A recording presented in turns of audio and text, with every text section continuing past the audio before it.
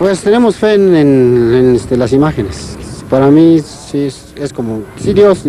Por ejemplo, la Virgen de Guadalupe es la madre de, la Virgen María es la madre de Jesús. Y para mí pues, es Dios.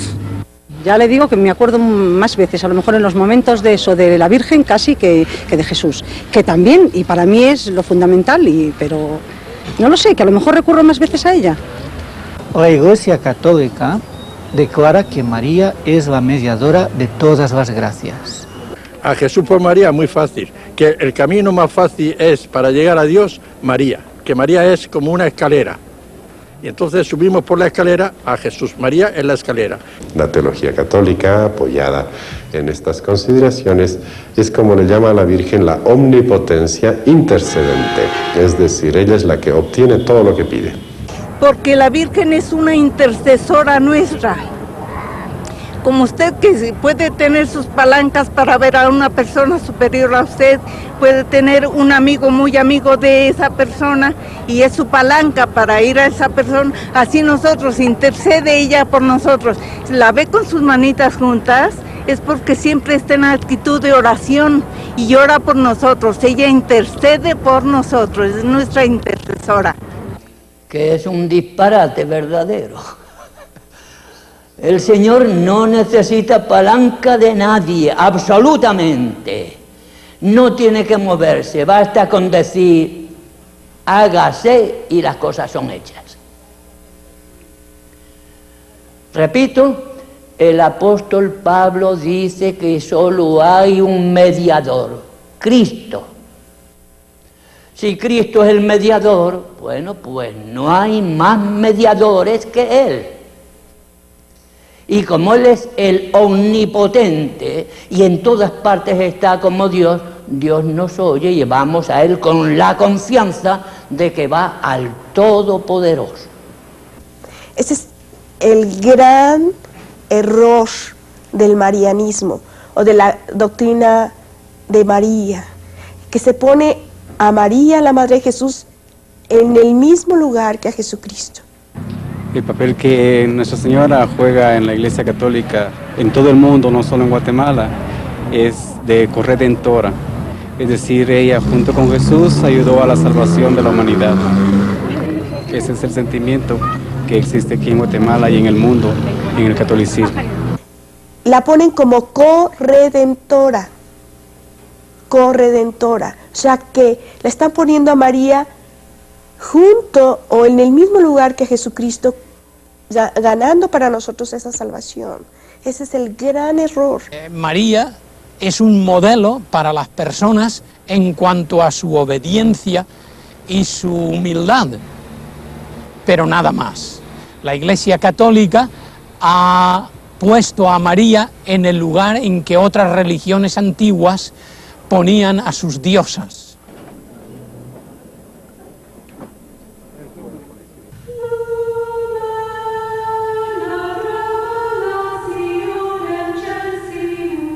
La misa es el centro de la experiencia católica romana y todos los católicos deben asistir semanalmente. La Iglesia Católica dice que la misa es una representación de la última cena. Aquella noche, Jesucristo tomó pan y vino diciendo, «Esto es mi cuerpo y esto es mi sangre».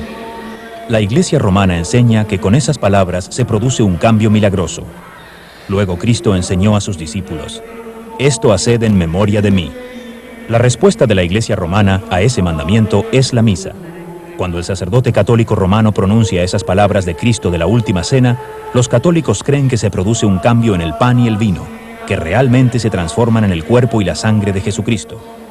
El catolicismo romano enseña que un milagro se realiza cuando el sacerdote dice, «Tomad y comed todos de él, porque esto es mi cuerpo que será entregado por vosotros».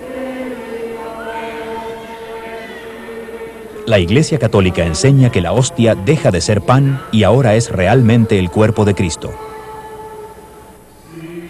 Los católicos creemos que Cristo se convierte en el pan y el vino se transforman en el cuerpo y sangre de Jesús, completamente.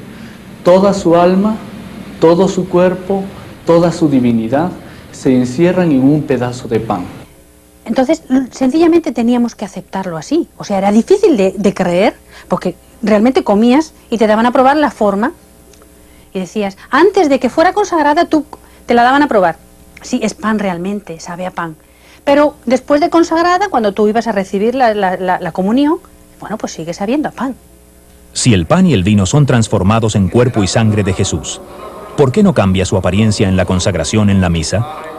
Usando una combinación de teología, filosofía y misticismo, la Iglesia ha propuesto una teoría llamada transubstanciación, que dice que la naturaleza interior del pan y del vino cambia, mientras su apariencia sigue igual.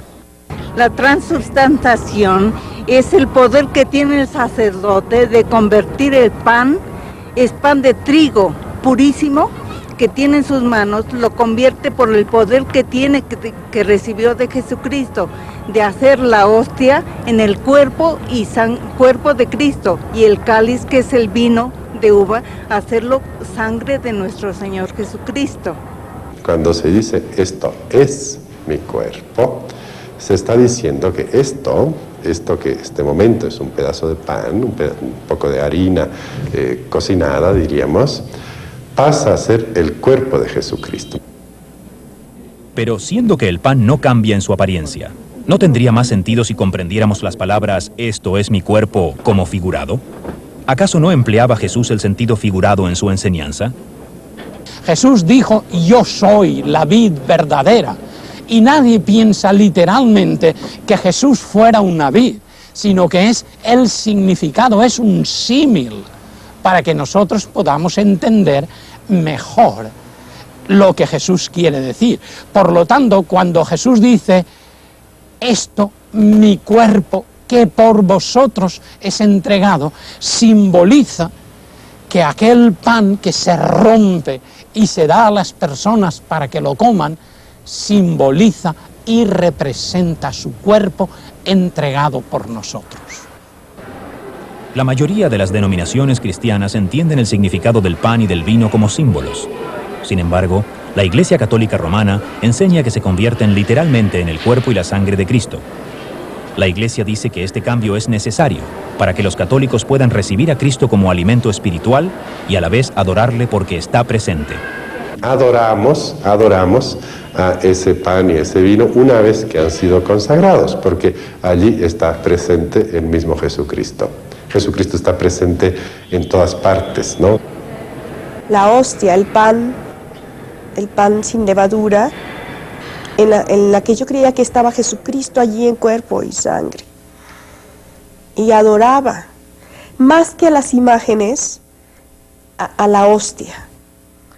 Yo pasaba muchas horas delante de lo que nosotros llamábamos el Santísimo, adorando la hostia. ¿Y por qué la ex monja ya no adora así delante del Santísimo? Porque yo creo en el Dios verdadero, porque yo creo en lo que me dice el Señor en su palabra. A través de toda la palabra dice, no te hagas imágenes. No obstante, la Iglesia Católica enseña que el pan y el vino deben y tienen que cambiar, no solamente para que Cristo pueda ser recibido y adorado, sino también para tener un sacrificio visible como la naturaleza humana requiere. Cristo es ofrecido al Padre en cada misa mediante las manos del sacerdote, un sacrificio literal y real por los pecados de los vivos y los muertos. La Santa Misa, para los católicos, es realmente un sacrificio en el cual Cristo otra vez vuelve a ofrecerse en la cruz, pero es un sacrificio incruento, es decir, sin sangre. Es inconcebible que tenga que seguir muriendo cada día por nuestros pecados, como si su obra no fuera suficiente. Él necesita repetirla una y otra vez. ¿Qué es eso? Estamos minusvalorizando el sacrificio de Cristo en la cruz. No, Él es Dios, Él no es ningún hombre que murió por nosotros, Él es Dios y su obra es suficiente de una vez para todas.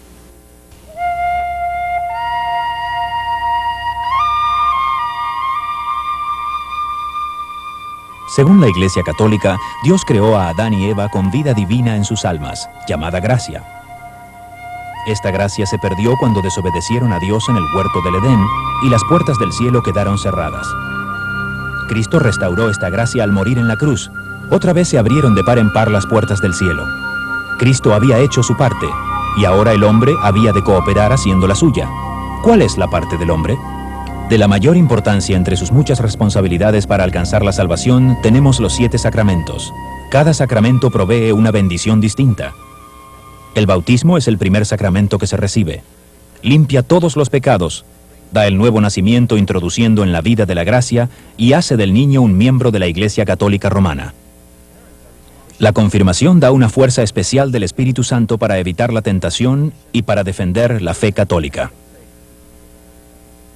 El sacramento del matrimonio provee ayuda a la pareja para la vida de casados. El católico permanece en la vida de la gracia a no ser que cometa un pecado mortal, como inmoralidad, embriaguez o dejar de asistir a la misa cada domingo.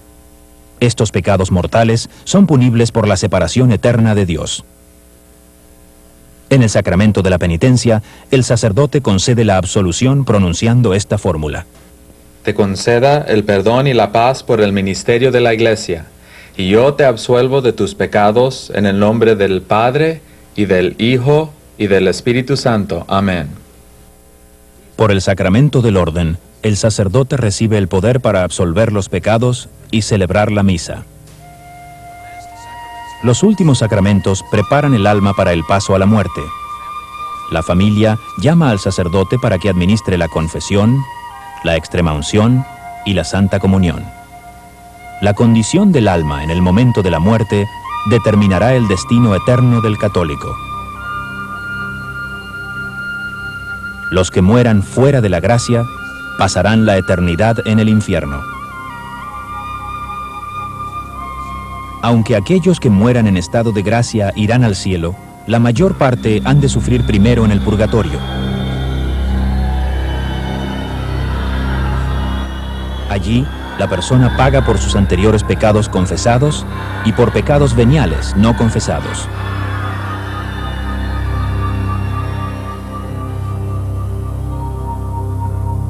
Un lugar, quizá un lugar feo, horrible, en donde te hace arrepentirte de todo lo que has cometido aquí en la tierra.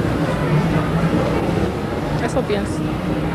Ay, pues no lo sé, supongo que será un momento transitorio, ¿no? Como para terminar de ganárselo, ¿no? Es como aquí, cuando las cosas te dan medianamente mal, que dices, madre mía, ¿cuándo veré el respiro? Pues eso será así, digo yo. ¿Por qué?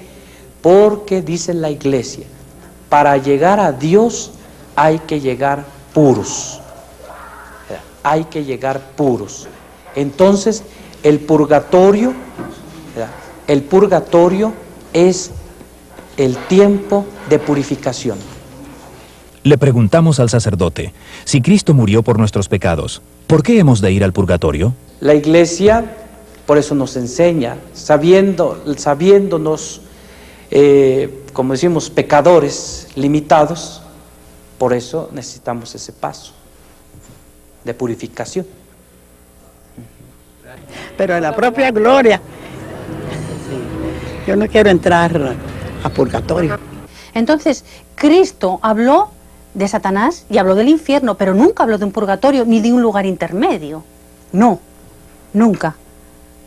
Es el purgatorio una doctrina espúrea que no tiene fundamento en la palabra de Dios, pero eso sí, la Iglesia la ha sabido introducir para hacerse con las vidas y las haciendas y las personas, porque se les ata a un sacrificio, se les ata a una misa, se les ata a unas actividades y liturgias por las cuales incluso deben pagar dinero. La palabra de Dios nos dice que no por obras, para que nadie se gloríe, nadie se jacte. Si fuera por buenas obras la salvación, pues yo creo que las personas ricas tendrían más oportunidad. Pero realmente lo que nosotros necesitamos es recibir, aceptarle a Jesucristo como Salvador personal. Es su sangre la que nos ha comprado como el precio infinito para nuestra salvación, para nuestra vida eterna. Pero, ¿a los católicos les ha sido enseñada esta verdad? Preguntamos a los católicos romanos en todo el mundo hispano, ¿qué tiene que hacer uno para salvarse? ¿Qué necesita para ir al cielo? ¿Puede hacer una lista de cosas? Bueno, una lista no, porque pues sería tardado, pero haciendo actos para mis semejantes sí lo podría hacer. Para ir al cielo pues se necesita amar al prójimo, principalmente, ¿va? Me imagino que portarme bien, ¿no? Necesito hacer oraciones, hacer buenas acciones, acercarme a Dios, ayudar al prójimo, perdonar a los que me tratan mal. En los sacramentos son necesarios para ir al cielo, porque cada vez que yo me acerco a los sacramentos, recibo el sí de Dios. Yo espero ir al cielo si es que yo hago obras buenas y si yo cumplo lo que Jesús me ha pedido. Porque estoy cumpliendo la ley de Dios y haciendo que la cumplan los demás. No pecar, no matar, no robar. Yo pienso que la persona buena pues hay que ser aquí en la tierra y ayudar al prójimo que nos ayuda. Guillermo J. Cogan, sacerdote católico, nos provee de un buen resumen del camino católico para ir al cielo, en su libro Catecismo para Adultos. Pregunta, ¿qué es necesario para salvarse? La respuesta que ese catecismo da apunta 8 requisitos. La fe, el bautismo, amando a Dios y a tus semejantes, obedeciendo sus mandamientos, recibiendo los otros sacramentos, especialmente la Santa Comunión, orando y haciendo buenas obras, preservando la amistad con Dios hasta la muerte. Yo quisiera que solamente leamos un versículo de la palabra de Dios en Juan capítulo 6, versículo 47. Jesús dijo, el que cree en mí tiene vida eterna. Así de sencillo, así de fácil. Parece fácil, pero sin embargo es lo más difícil, porque tenemos que renunciar a todos estos conceptos humanos y religiosos para poner exclusivamente nuestra fe en Jesús. A través de su sacrificio nosotros tenemos la vida eterna. El renunciar a estos conceptos religiosos y humanos les resulta muy difícil a los católicos practicantes, especialmente a los miembros de las órdenes religiosas. Una noche, Rocío Pestaña Segovia, como una expresión de sus votos a la Iglesia, me grabé una cruz a fuego vivo como se marca una res. Puse una cruz al fuego y cuando estaba roja, me metí un pañuelo en la boca para no gritar, que nadie lo viera. El Evangelio católico, la doctrina católica es un evangelio a base de obras. Todo es según lo que tú hagas. Si lo haces correcto, bien, y si no, estás listo. Si la salvación es por obras, ¿cuántas obras tenemos que hacer? ¿Y está seguro que irá al cielo el católico romano normal y corriente? ¿Cree usted que logrará ir al cielo?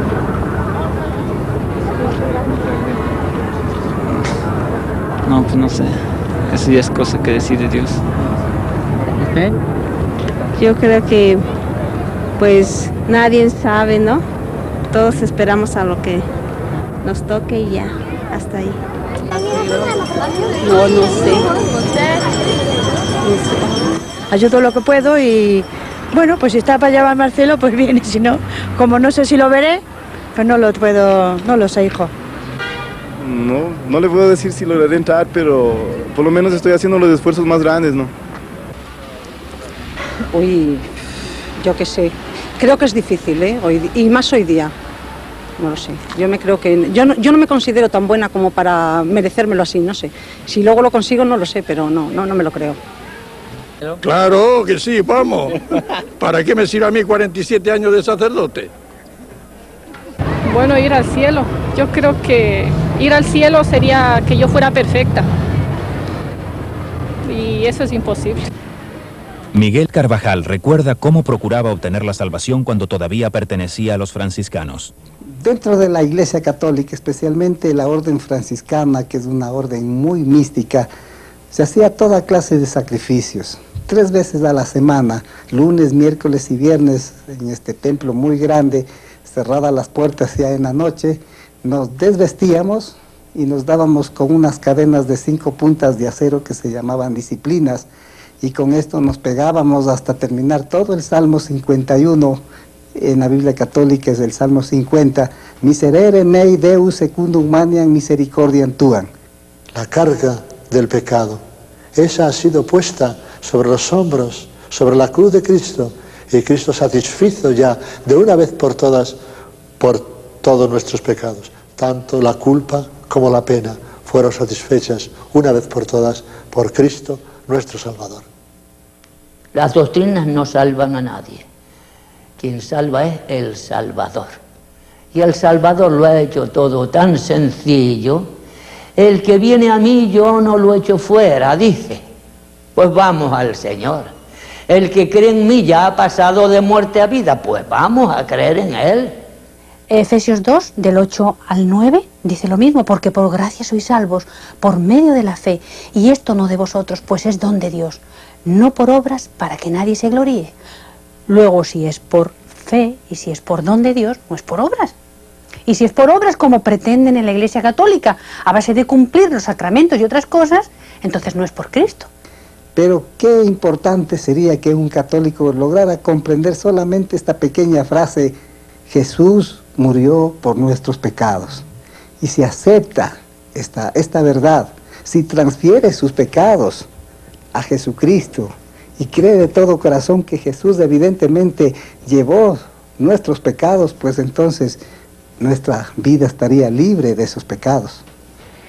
Las Escrituras son claras, pero los errores persisten. El sacrificio de la misa continúa celebrándose, a pesar de las últimas palabras de Cristo en la cruz: consumado es. Las estatuas son tratadas como cosas sagradas, aunque los 10 mandamientos prohíben tanto el hacerlas como el inclinarse ante ellas y rendirles culto. María es proclamada como mediadora de toda gracia, a pesar de que el Nuevo Testamento enseña que solamente hay un mediador entre Dios y los hombres, Jesucristo hombre. Y al pueblo se le enseña que tiene que hacer obras para salvarse, aunque las Escrituras dicen claramente que la salvación es por la gracia, por la fe, y eso no de vosotros, es don de Dios. Muchos católicos modernos han escogido ignorar ciertas doctrinas de la Iglesia romana porque las consideran desfasadas, pasadas de moda. Un error bastante común que existe hoy es la idea de que el Vaticano II cambió muchos de esos dogmas. El Segundo Concilio Vaticano, que se inició en el año 1962, tenía como finalidad modernizar a la Iglesia Católica, pero modernizar en la forma exterior, en la forma simplemente en la presentación, diríamos, pero no en el fondo. Varias veces la Iglesia Católica ha hecho hincapié, ¿no? Y Ecclesia semper idem. La Iglesia siempre es la misma, siempre es igual y no puede cambiar. ¿A qué es debida esta apostasía de la Iglesia Católica del cristianismo bíblico? Es porque ella eleva la tradición y las enseñanzas de la Iglesia no solo al nivel de las Escrituras, sino también por encima de ellas. El Nuevo Testamento describe al cristianismo como la fe que fue una vez dada por medio de Cristo y sus apóstoles. Pero el catolicismo ha seguido añadiendo nuevas doctrinas a la fe católica romana, tomándolas de las tradiciones de los hombres. La creencia de que la naturaleza del pan cambia en la misa no fue añadida como dogma hasta el Concilio de Letrán en 1215, cuando por primera vez la Iglesia romana oficializó la teoría de la transubstanciación. El purgatorio fue declarado dogma en 1274, la Inmaculada Concepción en 1854, la infalibilidad papal en 1870, la Asunción de María en 1950. El Concilio Vaticano II dejó claro que la Iglesia Católica seguirá basándose en la tradición. La Iglesia no deriva solamente de la Sagrada Escritura su certeza acerca de todas las verdades reveladas. Por eso, se han de recibir y venerar ambas con un mismo espíritu de piedad. Uno de los profesores en el pizarrón estaba escribiendo todos los años en los que habían sido establecidos los diferentes dogmas de la Iglesia. Y al final, luego que estuvo todo escrito, dijo, bueno, ¿qué sería de la Iglesia Católica si tuviéramos que anular todos estos dogmas? Y él mismo razonando dijo, yo creo que quedaríamos en nada. Entonces ese fue el primer impacto en mi vida, y de ahí comenzaron grandes preguntas, como por ejemplo, ¿por qué Jesucristo no habrá predicado el Evangelio completo y dejó la tarea a la Iglesia para que establezca dogmas y nuevas doctrinas? Es el error de poner la Iglesia sobre Cristo, el poner la Iglesia sobre la Escritura, y entonces se viene a caer en el autoritarismo dogmático de la Iglesia, con lo cual se tiraniza al pueblo sencillo. Ese conflicto entre la escritura y la tradición estaba en el centro de la Reforma durante la Edad Media.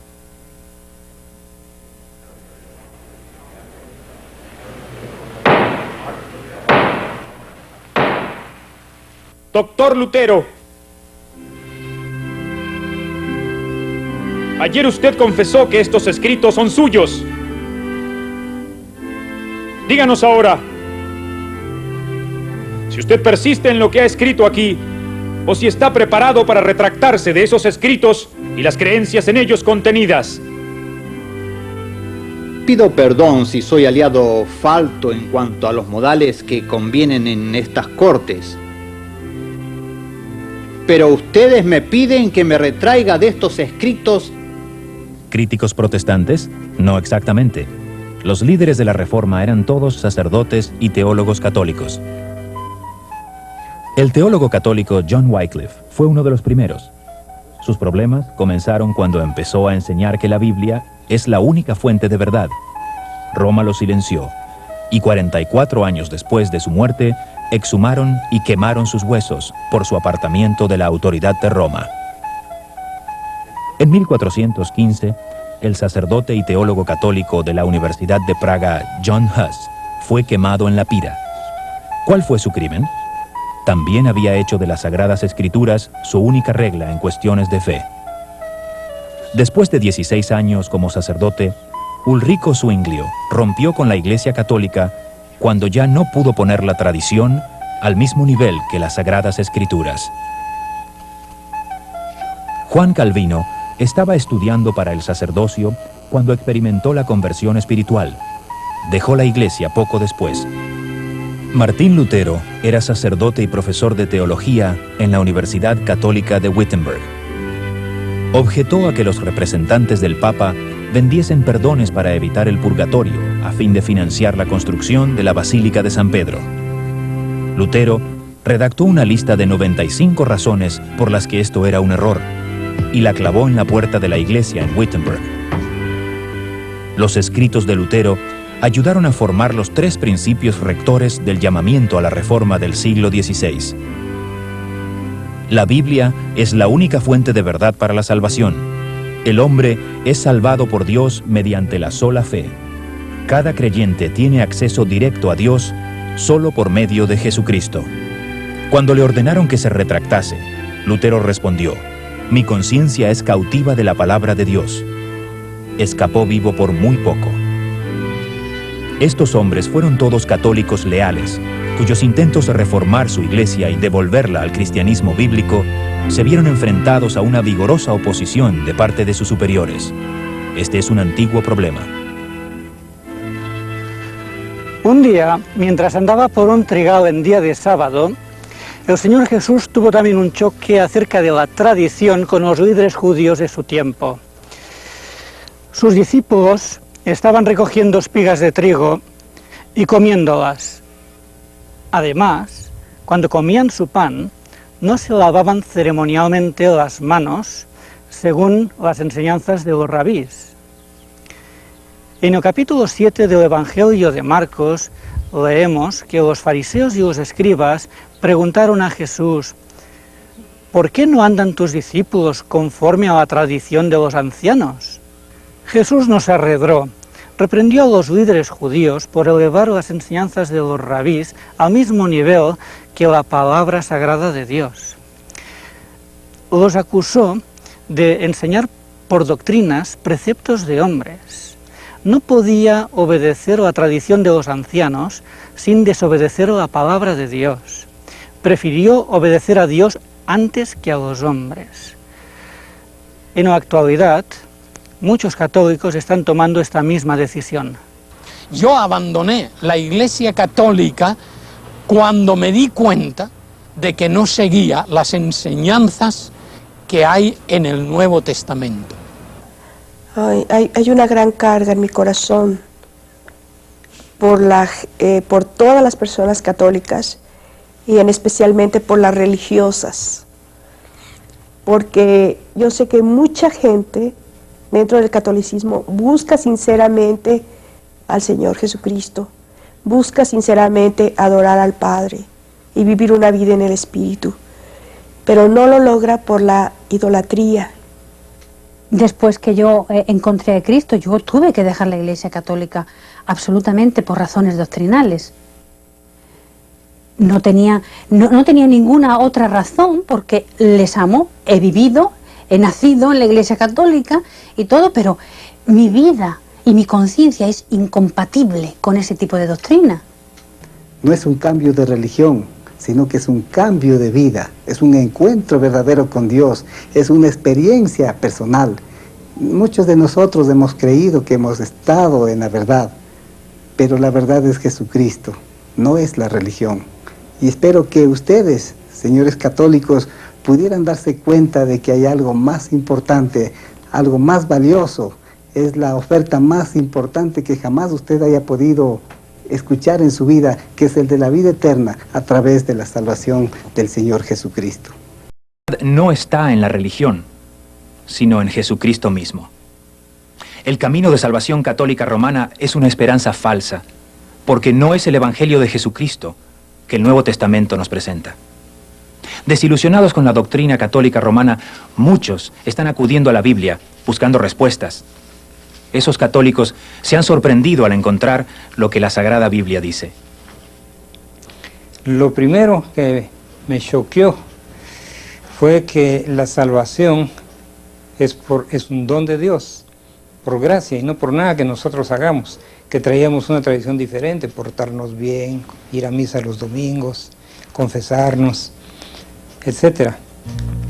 Un don de Dios en el cual nosotros no tenemos que hacer nada, sino simplemente creer en el Hijo de Dios, creer que resucitó de los muertos por el poder del Padre. Dijo en la cruz, consumado es, no hay nada más para hacer. La Iglesia Católica no te va a dar esta libertad que Cristo te da. Yo temía a la muerte porque no estaba seguro del cielo. Yo no sabía dónde iría. Entonces yo veía que en la Biblia aseguraba que en este mundo se puede saber si uno es salvo. Lo que lo salva a uno es la sangre de Cristo, creyendo que Él es el Salvador y Señor de uno, personal, de la vida de uno, para que uno pueda entrar al cielo.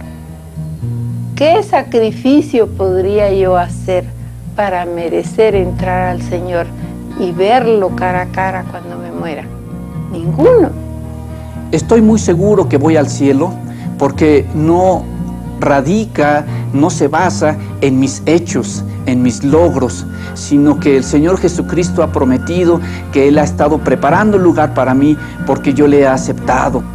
Y eso es lo que me sorprendió, que nadie me dijo estas cosas. Yo tenía que aprenderlos por la Biblia y me dolió porque yo pensé que los padres o la gente en la iglesia es un deber de ellos a enseñarnos el camino, y ellos no me enseñaron cómo llegar al cielo.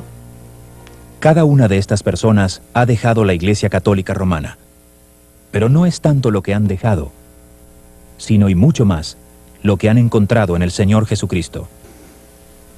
O sea, antes yo, cuando era católica y vivía de tradiciones y de cosas, yo pensaba en la muerte como algo horrible, ¿no? Algo no me hubiera querido morir nunca. Tenía temor, tenía miedo, pero ahora no. Ahora va a ser el día de fiesta cuando yo me vaya arriba, al cielo, a verlo cara a cara. Va a ser muy hermoso. Voy a ponerme de rodillas, físicamente de rodillas, y le voy a dar las gracias. Y que por mí pues nada más puedo hacer, que no hay ninguna obra que yo pueda hacer, que ya lo hizo del todo por mí. ¿Y qué podría hacer yo? Y yo no merecía tal sacrificio, que Dios mismo viniera a morir por mí. Creo que le adoraré por toda la eternidad.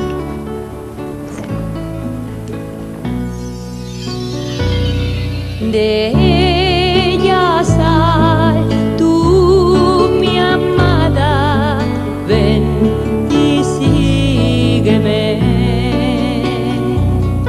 Olvídala y al monte ven, donde por ti morí.